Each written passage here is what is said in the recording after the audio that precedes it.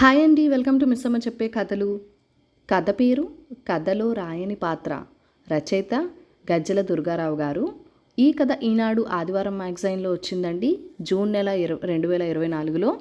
ఇంకా కథలోకి వెళ్ళిపోదాము. ఉదయం 6:50 బెంగళూరు నుండి విజయవాడ వస్తున్న ఇండిగో ఫ్లైట్ ఇంద్రకైలాద్రిపై తచ్చాడుతున్న ఆషాఢ మేఘాలు స్వాగతం పలికాయి. గన్నవరం ఎయిర్పోర్ట్లో దిగుతూనే రమణకి ఫోన్ చేశాడు ఆనంద్. బాబు ఆనందు, ఆప్యాయంగా పలకరించింది ఫోన్ ఎత్తిన సునంద. వదిన గారు నమస్తే. రమణన్న లేచాడా అడిగాను. అసలు నిద్రపోతేగా, ఇప్పుడే స్నానానికి వెళ్ళారు. మీరు ల్యాండ్ అయ్యారా, రమణని పంపించేద్దా అంది నవ్వుతూ. వద్దు, క్యాబ్ తీసుకుని నేనే వచ్చేస్తా. 8 కల్లా మీ ఇంటి ముందుంటా. ఆనంద్కి 40 ఏళ్ళుంటాయి. మోడర్న్ ఎంటర్ప్రైజెస్ అధినేత. హోటల్స్, కన్స్ట్రక్షన్స్, టెక్స్టైల్స్ ఏరియాల్లో వ్యాపారవేత్తలు. సౌత్ ఇండియాలోనే టాప్ లీడ్గా ఉన్న బిజినెస్ మ్యాన్ అతను. రమణ విజయవాడ బ్రాంచ్కి సీఈఓ. వారిద్దరిది 20 ఏళ్ల అనుబంధం. ఆనంద్, నా షర్ట్ బాగుందా? ఎక్కడలేని హుషారుతో తుళ్ళిపడుతున్నాడు రమణ. అతని మొహం వెలిగిపోతోంది. చూడయ్యా, తనకే అవార్డు వచ్చినంత సంబరపోతున్నాడు మీ అన్న. రాత్రంతా ఒకటే ముచ్చట్లు నీ గురించి. చెబితే నమ్మో కానీ ఉదయం నుండి ఇప్పటిదాకా 5 షర్ట్లు మార్చాడు. అదొక ఎమోషనల్ ప్రకటనలా తోచింది ఆనంద్కి. ఆనంద్ చిన్నగా నవ్వి రమణ టక్ సరిచేసి ఆలింగనం చేసుకున్నాడు. వారిద్దరి సంతోషం చూస్తూ కాఫీ కలిపింది సునంద. రమణన్న, దారిలో టిఫిన్ చేసి వెళ్దాం. ఇంతకీ నువ్వు కానీ టిఫిన్ చేసేసావా సందేహంగా అడిగాడు ఆనంద్ అద్దంలో జుట్టు సరిచేసుకుంటూ. లేదు, ఓన్లీ కాఫీ. ఏమీ తినద్దని రాత్రే చెప్పావుగా. కాఫీ కప్ టేబుల్ మీద పెట్టి కార్ కీస్ తీసుకుంటూ సునందకు బాయ్ చెప్పి బయటికి వచ్చాడు రమణ. అనుసరించాడు ఆనంద్. కారు ముందు కురికింది. శ్రీను హోటల్కేగా ఆనంద్ వైపు చూస్తూ అన్నాడు. కళ్ళు పెద్దవి చేసి తలూపాడు ఆనంద్. అయితే కొత్తగుళ్ళ పడమర గేటు దగ్గర పార్క్ చేసి లోపల నుండి వెళ్దాం అన్నాడు రతన్ సెంటర్ దగ్గర మలుపు తిప్పుతూ. ఒక రకమైన పారవస్యంలో ఉన్నాడు ఆనంద్. పాత జ్ఞాపకాలన్నీ నెమరు వేసుకుంటూ ప్రతి షాపుని, మనుషుల్ని తన్మయత్వంగా చూస్తున్నాడు. వాతావరణం ఆహ్లాదంగా ఉంది. సన్నగా చినుకులు పడుతున్నాయి. కమ్మని కృష్ణగాలికి కొమ్మలు మత్తుగా తలూపుతున్నాయి. 60 ఏళ్ల నాటి కేరళ వారి హోటల్ అది. అడుగు పెడుతుంటే వేడివేడి దోశలపై కరుగుతున్న నేతి సువాసన ముక్కులను పూటలను తాకింది. కుర్చీ ముందుకు జరుపుకుని, రమణన్న, ఉప్మా పెసరట్టు కావాలి నాకు అన్నాడు ఆనంద్ మార్బుల్ టేబుల్ మీద వేళ్లతో దరువేస్తూ. ఎంత ఎదిగినా నువ్వే. ప్రపంచమంతా వేరే, నువ్వు వేరే, అంతే అంటూ పక్కనే నిలబడి అంతా వింటున్న సప్లయర్కి కళ్ళతోనే ఆర్డర్ చెప్పేశాడు రమణ. 20 ఏళ్ల క్రితం మాట. ఓ రోజు అదే హోటల్లో అక్కడే కూర్చొని ఉన్నాడు ఆనంద్. అతనికి బాగా ఆకలిగా ఉంది. సప్లయర్ని పిలిచి, ఉప్మా బిస్కెట్ ఎంత అని అడిగాడు. అతను చెప్పేలోపే ఇడ్లీ ఎంత అని అడిగాడు. ఆ సప్లయర్ ఆనంద్కి గోడకేసి వేలు పెట్టి చూపించి, చదువుకో అన్నట్టు సైగ చేసి పక్క టేబుల్ దగ్గరికి వెళ్ళిపోయాడు, చెవిలో పెన్సిల్ సరిచేసుకుంటూ. అతన్ని మళ్ళీ పిలిచి, ఓ కాఫీ తీసుకురా అని చెప్పాడు ఆనంద్ నెమ్మదిగా. కాఫీ ఇప్పుడే వద్దు, ఇందాక పెసరెట్ చెప్పా కదా, మరొకటి కూడా పట్టరా మా ఇద్దరికి, తర్వాత కాఫీ ఆనంద్ అనుమతి తీసుకోకుండా చెప్పాడు అతనికి ఎదురుగా కూర్చున్న వ్యక్తి. 35 ఏళ్ళు ఉంటాయి. బక్కపల్చగా ఉన్నాడు. అరే వద్దండి, నేను తినేవచ్చా, కాఫీ చాలు, మీకెందుకు శ్రమ అన్నాడు ఆనంద్ కంగారుగా మొహమాట పడుతూ. మొహంలో ఎలాంటి భావం లేకుండా ఇద్దరికేసి చూస్తూ నిలబడ్డాడు సప్లయర్. ఏదో ఒకటి తేల్చండి అన్నట్టుగా. అతన్ని వెళ్ళి తెమ్మని పురమాయించి కొంచెం ముందుకు వంగి, తప్పుగా అనుకోకండి, నా పేరు రమణ. ఇవాళ మా తమ్ముడి పుట్టినరోజు. ప్రతి ఏడాది వాడు నేను ఇక్కడికి వచ్చి టిఫిన్ చేసి వెళ్తుంటాం. అదొక అలవాటు. ఈసారి వాడు లేడు. ఇంటర్వ్యూ పని మీద హైదరాబాద్ వెళ్ళాడు. ఇవాళ వాడి ప్లేస్లో మీరు తీసుకోవాల్సిందే. తప్పదు. నేను చాలా సంతోషిస్తా ప్రాధేయపూర్వకంగా అడిగాడు. సరే అనక తప్పలేదు ఆనంద్కి. చాలా థ్యాంక్స్ అండి కృతజ్ఞతగా చెప్పాడు ఆనంద్ బయటకు వచ్చేటప్పుడు. పర్వాలేదు, మీరేం చేస్తారు, ఎక్కడుంటారు అడగచ్చా అంటూనే అడిగాడు రమణ. నా పేరు ఆనంద్ అండి. మాది ఇక్కడే బ్రాహ్మణ వీధి. MCom gold medal. జాబ్ కోసం వెతుకుతున్నా. ఫ్యామిలీ అంతా నా మీదే డిపెండ్ అయి ఉందండి. మీరు? నేను మనో ఎంటర్ప్రైజెస్ ఉంది కదా, బందర్ రోడ్ ఖాందారీ దగ్గర, దానిలో సేల్స్ మేనేజర్గా చేస్తున్నా 7 ఏళ్లుగా. ఓ, చాలా మంచి పేరుందండి ఆ కంపెనీకి. రమణ తలూపి, అవును, ఎంప్లాయీస్ని బాగా చూసుకుంటారు. ప్రజెంట్ కొంచెం లాస్లో ఉంది. మా ఎండీ సార్, మేడం చాలా మంచివాళ్ళు. మీరు గోల్డ్ మెడల్ అంటున్నారుగా, ఏదైనా ఛాన్స్ ఉండొచ్చు. మొన్నటి వరకు ఒక పెద్ద సార్ ఉండేవారు. ఆయనకి హెల్త్ బాగోలేక వాళ్ళ అబ్బాయికి కోడలికి మొత్తం అప్పచెప్పారు. మాట్లాడి చూద్దాం, కాదనకపోవచ్చు. రమణ మాటలు పూర్తి కాకముందే అతని వైపు రెప్పవాల్చకుండా చూస్తున్న ఆనంద్ టక్కుమని చేపట్టుకున్నాడు కృతజ్ఞతగా. మీరు ఫ్రీ అయితే నాతో రండి, వెళ్దాం అంటూ రమణ స్కూటర్ స్టాండ్ తీసి స్టార్ట్ చేశాడు. మారు మాట్లాడకుండా వెనకెక్కి కూర్చున్నాడు ఆనంద్. మీకు విషయంలో సారీ చెప్పాలి, బండి పోనిస్తూ తల కాస్త వెనక్కి తిప్పి అన్నాడు రమణ. నాకా? మీరా? నాకెవరూ తమ్ముళ్ళు లేరు. మీతో టిఫిన్ తినిపించడానికి అబద్ధం చెప్పా అన్నాడు రమణ బండి వినాయకుడి గుడి మీదుగా ముందుకు పోనిస్తూ. జీవితం గొప్పగా మారిపోతున్నట్టు అనిపించింది ఆనంద్కి. జీవితం గొప్పగా మారిపోయింది రమణన్న, ఇక్కడే నువ్వు పరిచయం అయ్యాక అన్నాడు ఆనంద్ కళ్ళజోడు తీసి జేబులో పెట్టుకుంటూ, జ్ఞాపకాల్లోంచి బయటికి వస్తూ. ఇద్దరూ నెమ్మదిగా నడుచుకుంటూ కారు దగ్గరికి వచ్చారు. ఆనంద్ డ్రైవ్ చేస్తున్నాడు. అతని ఉద్యోగంలో చేరిన రోజులు గుర్తొచ్చాయి రమణకి. రాత్రింబవళ్ళు కంపెనీ కోసం పనిచేశాడు ఆనంద్. మోహన్ ఎంటర్ప్రైజెస్ అధినేతలు మోహన్, ఆయన భార్య మనోహరి డైనమిక్గా కంపెనీ నడిపేవారు. ఆనంద్ తెలివితేటల్ని, చొరవని గుర్తించి ప్రోత్సహించేవారు మార్కెటింగ్లో. ఆనంద్కి వాళ్ళు చాలా ఇచ్చారు. ఆనంద్ కంపెనీకి లాభాలు తెప్పించి తన మీద పెట్టుకున్న నమ్మకాన్ని నిలబెట్టుకున్నాడు. అతను ఎదుగుతుంటే రమణ మురిసిపోయేవాడు. అన్ని ప్రధాన నగరాల్లో బ్రాంచులు తెరిపించారు మోహన్ దంపతులు. ప్రతి కొత్త బ్రాంచ్ని కొన్నాళ్ల పాటు ఆనంద్ నేతృత్వంలో నడిపించేవారు. ప్రస్తుతం తానే మోడర్న్ ఇన్ఫ్రా అనే కంపెనీకి అధినేత అయిపోయాడు ఆనంద్.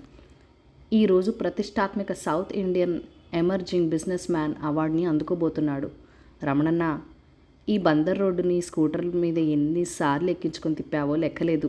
అంతా ఓ కలలా ఉంది. మోహన్ సార్, మనోహరి మేడం, నువ్వు, మీరంతా లేకపోతే నేనెక్కడా? ఈ అవార్డు మీ అందరిది. ఈరోజు వాళ్ళిద్దరి గురించి మాట్లాడాలి అన్నాడు ఆనంద్ స్థిరంగా. అంతేనా? నువ్వు కృతజ్ఞతలు చెప్పాల్సిన వ్యక్తి మరొకరున్నారు. నీ గురించి చెప్పకుండా ఎలా అన్నా నవ్వేశాడు ఆనంద్. నా గురించి కాదులే, తీసుకున్న దానికి 100 రెట్లు తిరిగిచ్చేసే తత్వం నీది. గుప్పడు అటుకులిచ్చిన కుచేలుడికి కృష్ణుడు అంతులేని సంపదిచ్చినట్టు చిన్న ఉద్యోగం కుదిర్చిన నాకు సొంతిల్లు కట్టించావు. నా పిల్లల్ని పెద్ద చదువులు చదివించావు. నా తమ్ముడివో కొడుకువో స్నేహితుడివో అర్థం కాదు ఆనంద్ ఆలోచిస్తే అంటూ కంటతడి పెట్టాడు రమణ. అయినా నువ్వు వేరు, నేను వేరా చెప్పు అన్నాడు కొనసాగింపుగా. మరి ఇంకెవరున్నారు ఆలోచిస్తూ అన్నాడు ఆనంద్. రాధ గురించి చెప్పాలి. మౌనంగా తలూపాడు ఆనంద్. అతని చేతులు స్టీరింగ్పై బిగుసుకున్నాయి రాధ పేరు వినగానే. కారు పెనమలూరులోని కన్వెన్షన్ హాల్ ముందర ఆగింది. చాలా కోలాహలంగా ఉంది అక్కడ. ఏర్పాట్లన్నీ చాలా ఆర్భాటంగా కనిపిస్తున్నాయి. సౌత్ ఇండియన్ బిజినెస్ సమ్మిట్ జరుగుతుంది అక్కడ. కోటీశ్వర్లు కొలువు తీరే వ్యాపార జాతర. ఆనంద్కి అభినందనలు తెలుపుతూ ఉన్న ఫ్లెక్సీలు, స్వాగత బ్యానర్లు చూసి రమణ ఛాతీ పొంగింది. సభ ప్రారంభమైంది. దక్షిణ భారతదేశంలోని అన్ని ప్రముఖ వ్యాపార సంస్థలు తమ ఉత్పత్తుల గురించి, వ్యాపారం అనుసరిస్తున్న విధానాల గురించి, ప్రభుత్వ సహకారం గురించి తమ ప్రజెంటేషన్స్ ఇస్తున్నాయి. మోహన్, మనోహరి దగ్గరికి వెళ్ళి నమస్కారం చేసి వారి పక్కనే కూర్చున్నాడు ఆనంద్. అతను భుజం తట్టాడు మోహన్. భోజన విరామం తర్వాత 4 గంటలకి అవార్డు ప్రదానోత్సవం ప్రారంభమైంది. ఆనంద్ గురించి అందరూ గొప్పగా మాట్లాడారు. మోహన్ వంతు వచ్చింది. ఇక్కడ ఉన్న అందరికంటే ఆనంద్ గురించి మాకే ఎక్కువ తెలుసు. ఆయన మా ప్రోడక్ట్. ఒకప్పుడు మా దగ్గర 4000 జీతానికి పనిచేశాడు. ఈరోజు తానే 4000 మందికి జీతం ఇస్తున్నాడు. దీన్ని గెలిపే అంటారు. తానొక్కడే గెలవడం కాదు, చుట్టూ ఉన్న వారిని కూడా గెలిపిస్తాడు మా ఆనంద్. అతనొక విజేత. ఇటువంటి విజేతల జీవితాల్ని కథలుగా తెలుసుకోవాలి నేటి యువత. ఇటువంటి స్ఫూర్తివంతమైన కథలో మేము కూడా పాత్రలు కావటం మాకు ఎంతో సంతోషం. ఆనంద్ ఇంకా ఎదగాలి, అన్ని రంగాల్లో పెట్టుబడులు పెట్టి ఇండియాలోనే టాప్ మోస్ట్ బిజినెస్ మ్యాన్ కావాలి. అది మోహన్ ఎంటర్ప్రైజెస్ ఆకాంక్ష అంటూ మనస్ఫూర్తిగా ముగించాడు. అందరికంటే 2 చప్పట్లు ఎక్కువే కొట్టాడు రమణ. చివరిగా తన స్పందన తెలియచెప్పటానికి పోడియం దగ్గరికి మైక్ తీసుకున్నాడు ఆనంద్. రమణకి చాలా ఉత్కంఠగా ఉంది. రాధ గురించి కూడా 2 మాటలు చెప్తే బాగుండు అనుకున్నాడు. అందరికీ నమస్కారం. నేను గెలవలేదు, గెలిపించారు. నా చెయ్యి పట్టి వెన్న తట్టి ముందుకి నెట్టి నన్ను మరీ గెలిపించారు. మోహన్ సార్, మనోహరి మేడం నన్ను సొంత మనిషిలా చూసుకున్నారు. నేను స్వేచ్ఛగా ఆలోచించడానికి, తోచిన పని చేయడానికి మోహన్ ఎంటర్ప్రైజెస్ అవకాశం కల్పించింది. అది నా మాతృ సంస్థ. నిజానికి ఒక కంపెనీ అధినేత కావాలని నేను ఎప్పుడూ కోరుకోలేదు. ఒక రకంగా అది మోహన్ సార్ ఆకాంక్ష. వారు బ్యాంకులకు షూరిటీలు ఇచ్చి మరీ నా చేత కంపెనీ పెట్టించారు. ఉద్యోగిని భాగస్వామిగా మార్చుకోవటానికి మనసుండాలి. సొంత కంపెనీ పెట్టించి తమతో సమానంగా ఎదగడానికి అవకాశం కల్పించడానికి ఇంకా పెద్ద మనసు ఉండాలి. మా మోహన్ సార్ది పెద్ద మనసు. ఈ అవార్డు వారిదే, వారికే. మోహన్ ఎంటర్ప్రైజెస్లో ఎప్పటికీ నేను ఒక ఉద్యోగినే. ఇక్కడ ఇంకో వ్యక్తి గురించి కూడా చెప్పాలి. మా విజయవాడ బ్రాంచ్ CEO రమణ. ఒక్క మాటలో నాకు మా నాన్న లేని లోటు తీర్చే వ్యక్తి. అందరికీ నా ధన్యవాదాలు ముగించాడు ఆనంద్. రమణకి అసంకల్పితంగా కన్నీళ్ళు వచ్చేశాయి. కానీ రాధ గురించి ఒక్క మాటైనా చెప్పకుండా ముగించడం అతనికి ఎక్కడో నచ్చలేదు. అసలు రాధ లేకపోతే ఆ ఆనంద్ చదువు కూడా పూర్తి చేయలేక ఎక్కడో రిక్షా తొక్కుతూనో ఆటో నడుపుతూనే ఉండేవాడు ఇప్పటికీ అనిపించింది అతనికి. జ్ఞాపకాలు మళ్ళీ దొర్లుకొచ్చాయి. మోహన్ ఎంటర్ప్రైజెస్లో మార్కెటింగ్ మేనేజర్గా పనిచేస్తున్న రోజుల్లో ఆనంద్ పెళ్లి చేసుకోకుండా ఎన్నాళ్ళుంటావు అని పదే పదే అడిగేవాడు రమణ. ఎవరికీ చెప్పనని మాటిచ్చాక రాధతో తన విఫల ప్రేమగాథని రమణకి చెప్పుకున్నాడు ఆనంద్. ఆనంద్ విజయవాడలో డిగ్రీ చదువుతుండగా ఆంధ్ర యూనివర్సిటీలో జరిగిన యువజనోత్సవాల్లో రాధ పరిచయమైంది. ఆమెది విశాఖపట్నం. భారతదేశ ఆర్థిక ప్రగతి అనే అంశం మీద ఆనంద్ చేసిన ప్రసంగం ప్రొఫెసర్ల మన్ననలు అందుకుంది. రాధకి ఆనంద్తో స్నేహం కుదిరింది. వాళ్ళిద్దరూ ఉత్తరాలు రాసుకునేవారు. అకస్మాత్తుగా ఆనంద్ తండ్రి చనిపోవడంతో మొత్తం కుటుంబ భారం ఆనంద్ మోయాల్సి వచ్చింది. అతని చదువు ఆపాల్సిన పరిస్థితుల్లో రాధ ఆర్థిక సహాయం చేసింది. ఆనంద్ MCom పూర్తి చేయడంలో రాధ, ఆమె తండ్రి వెంకటాద్రి ఎంతో సహాయం చేశారు. రాధ MSc పూర్తి చేసింది. ఆనంద్ MComలో గోల్డ్ మెడల్ అందుకున్నాడు. ఒకరోజు వెంకటాద్రి గారు ఆనంద్ ఇంటికి వచ్చి రాధ ఆనంద్ని పెళ్లి చేసుకోవాలని కోరుకుంటుంది అని చెప్పాడు. కానీ తనకి మాత్రం తన ఒక్కగానొక్క కూతుర్ని తన స్థాయికి తగిన పెద్దింటి కోడలిగా పంపాలనుందని మొహమాటం లేకుండా చెప్పేశాడు. తాను అంతకంటే ఎక్కువ చెప్పలేనంటూ తాను వచ్చి మాట్లాడిన సంగతి రాధకి చెప్పొద్దని మరీ మరీ కోరాడు. ఆనంద్కి గుండెల్లో చెప్పలేనంత దిగులు కలిగింది. తాను వారి స్థాయికి తగినవాడు కాదని, తమ కుటుంబం అంతా వారికి భారం కాలేమని రాధకి నచ్చచెప్పి దూరం అయిపోయాడు. ఉత్తరాలకి అక్షరాలు కరువయ్యాయి. అలా దిక్కుతోచని స్థితిలో తిరుగుతున్నప్పుడు రమణ పరిచయం అయ్యాడు. రాత్రి 8 అయింది. రమణన్న, నేను కంపెనీ కారులో వెళ్తా, నువ్వు వెళ్ళిపో, లేట్ అవుతుంది అన్నాడు ఆనంద్ బయట నుండి కురుస్తున్న వర్షాన్ని చూస్తూ. లేదు, నీతో మాట్లాడాల్సింది ఉంది. ఎయిర్పోర్ట్లో నేనే డ్రాప్ చేసి ఇంటికి వెళ్తా. అందరి దగ్గర వీడుకోలు తీసుకుని బయలుదేరారు ఇద్దరు వర్షంలో. రమణ మౌనంగా డ్రైవ్ చేస్తున్నాడు. ఏంటన్నా సైలెన్స్? ఏదో మాట్లాడాలన్నావు కదా అడిగాడు ఆనంద్. రాధ గురించి ఒక్క మాటైనా చెప్పాల్సింది. అది కనీస కృతజ్ఞత. అసలు రాధను మర్చిపోయిన ఆనంద్ని నేను ఊహించలేను అన్నాడు రమణ పెదాలు బిగుస్తూ. అన్నా, తన గురించి 10 మంది ముందు మాట్లాడితేనే కృతజ్ఞత చెప్పు. ఇప్పుడు తనకి ఒక కుటుంబం ఉండే ఉంటుంది. సుముఖంగా మాట్లాడి జనాలు ఏదో ఊహించుకునే పరిస్థితి కల్పించడం మర్యాదేనా? అలా చేస్తే నేను అసలు మనిషినేనా? నన్ను అర్థం చేసుకో అన్నాడు ఆనంద్. సబబే అనిపించింది రమణకి. మరి బతికినంతకాలం చుట్టూ ఉన్న వారి కోసమే బతుకుతావా?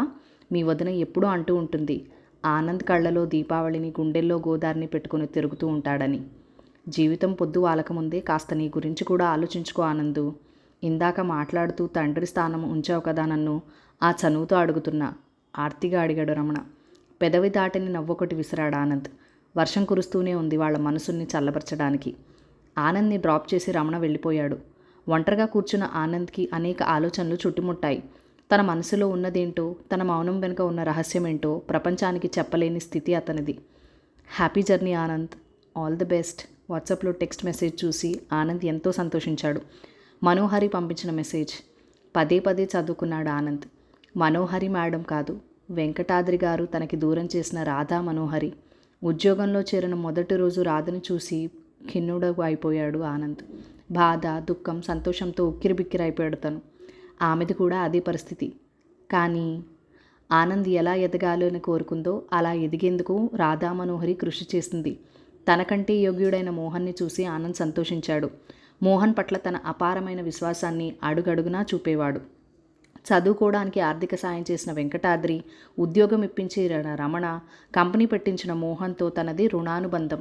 వారి పట్ల విధేయత చెక్కు చెదరనిది. ఎంతటి గొప్పవారి జీవిత చరిత్రలోనైనా రాయలేని పాత్ర ఒక్కటైనా ఉంటుంది. ఇందుకేనేమో.